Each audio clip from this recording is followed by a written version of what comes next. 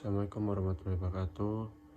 Di sini saya akan mempresentasikan dari kelompok saya, kelompok 5 dengan beranggotakan saya Wisam Taufik, NIM 160, Dandi Akrab Putra 165, Adinda Ayundari Putri 193, Putri Yunita Rahayu 171. Selanjutnya adalah pembahasan subtes 1. Menjelaskan keanggunan Al-Quran dan tujuan diturunkannya kepada manusia. 2. Menjelaskan bentuk-bentuk interaksi ideal bersama Al-Quran. Yang ketiga, menguraikan peran dan fungsi. Yang keempat, menunjukkan sikap semangat, merenungkan makna, serta mengamalkan Al-Quran. Di sini saya akan menjelaskan subtes yang pertama, yaitu menjelaskan keagungan Al-Quran dan tujuan diturunkannya Al-Quran kepada manusia. Yang pertama adalah keagungan Al-Quran.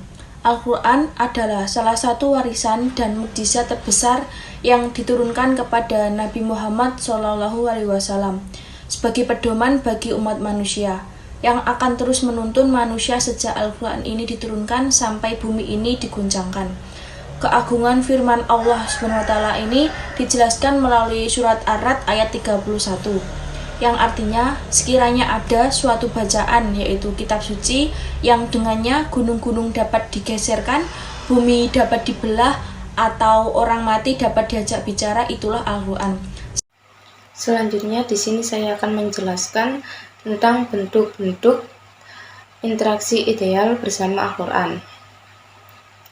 Interaksi ideal bersama Al-Quran, Iqra mewujudkan bentuk interaksi ideal bersama Al-Quran. Membaca Al-Quran, tilawah. Al-Quran memiliki arti kitab yang dibaca. Tentunya bukan suatu kebetulan jika Allah menanamkannya.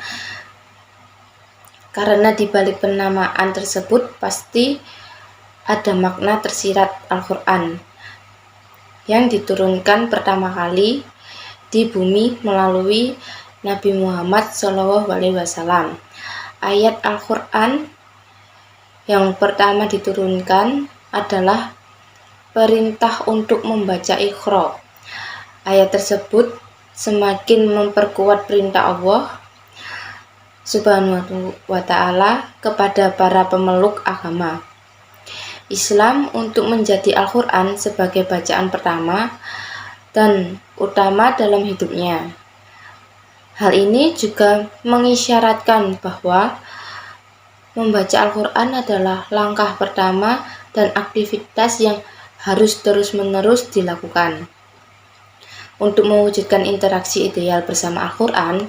Assalamualaikum warahmatullahi wabarakatuh. Nama saya Dandi Akrab Putra dari kelas 2023 F, NIM 165. Di sini saya akan menjelaskan materi menguraikan peran dan fungsi masjid. Yang pertama, berfungsi untuk menunaikan ibadah sholat bagi umat muslim. Yang kedua, dimanfaatkan untuk proses belajar mengajar pendidikan Al-Quran atau ngaji. Yang ketiga, dalam sejarah perkembangan umat muslim, masjid dinilai memiliki peranan yang begitu penting dalam penegakan agama Islam. Yang keempat, secara bahasa, masjid dapat diartikan sebagai tempat yang digunakan untuk bersujud. Masjid merupakan bangunan yang dikhususkan sebagai tempat berkumpul untuk menunaikan sholat berjamaah. Masjid juga berfungsi untuk mewujudkan kesejahteraan dan ketertiban sosial melalui kajian-kajian keagamaan. Masjid dapat difungsikan untuk memberikan dakwah yang bersifat menyejukkan dalam praktik kehidupan sehari-hari.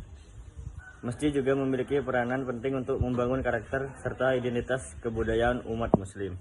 Sekian dari saya. Assalamualaikum. Di sini saya akan menjelaskan tentang menunjukkan sikap bersemangat untuk membaca, merenungkan makna, serta mengamalkan isi kandungan Al-Quran. Yang pertama, selalu meluangkan waktu untuk membaca Al-Quran setiap harinya. Yang kedua, menghafalkan dan memahami isi kandungan dalam Al-Quran. Yang ketiga, mengamalkan ajaran-ajaran yang ada pada isi kandungan Al-Quran. Yang keempat, tidak hanya membaca, tetapi juga memahami maksud dan tujuan dalam isi kandungan ayat Al-Quran. Yang terakhir, mempraktikkan isi kandungan Al-Quran dalam kehidupan sehari-hari.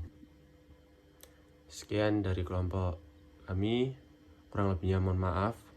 Wassalamualaikum warahmatullahi wabarakatuh.